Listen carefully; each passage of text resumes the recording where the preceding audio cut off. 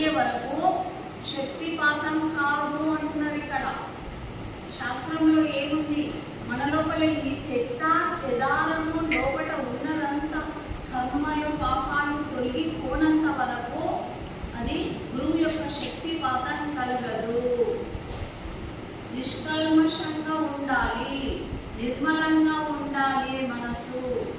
అప్పుడే మనం అద్దం ఎలా శుభ్రంగా ఉంటే మన ముఖం ఎలా కనిపిస్తుందో అలాగే మన హృదయం కూడా ఏమి ఆలోచనలు వేరే దాని మీద పెట్టకుండా దీని మీద ధ్యాస పెట్టి ఉంటే శక్తిపాతం తొందరగా మనకు కలుగుతుంది. మలపాకం అంటే షడ్వికారాలు, అనాది మలం మెల్లమెల్లగా పక్వము అవుతుంటుంది. షడ్వికారాలు కామ, క్రోధ, లోభ, మద, ఆశ్చర్యాలు.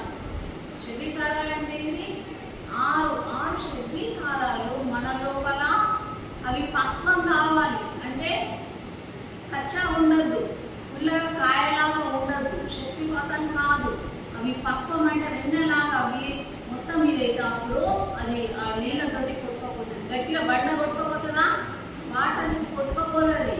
ఎప్పుడైతే లిక్విడ్ లాగా ఉంటుందో వాటర్లో కలిసిపోయి కొట్టుకోపోతుంది. అలాగే ఎప్పుడైతే మన లోపల ఈ షడ్వికారాలు మెల్లగా పక్వం అవుతుంటాయో అప్పుడే పరిపూర్ణంగా శక్తిపాతం మన గురువు యొక్క కృప కలుగుతుంది అని ఇక్కడ గ్రంథంలో చెప్పబడి ఉంది. దానిని దూరం చేసే సమయం కూడా వస్తుంది. ఎప్పుడైతే అవి పోయే ఆ సమయం దగ్గరకు వచ్చానంటే మనకు అవి వెళ్ళిపోవడానికి కూడా టైం వస్తుంది. మనం అంతకుముందు ఎంత ప్రయత్నం చేసినా కాదు. ఎవరైతే సజ్జనుల సాంగత్యం సత్సంగం వినడం ద్వారా గురు దర్శనం ద్వారా ఎప్పుడైతే మనకు ఈ షడ్వికారాలు దూరం అవుతాయో అప్పుడు గురు కృప కలిగి ధ్యాన నిష్ట కలుగుతుంది. అప్పుడు ఎంత మనం మాట్లాడినా కూడా అంత ముందు కాదు. ఎలాగైతే ముఖ్య బిందువు పూర్తిగా తయారు కాకముందే దానిని శాస్త్ర క్రియ చేయడానికి యోగ్యం కాదు.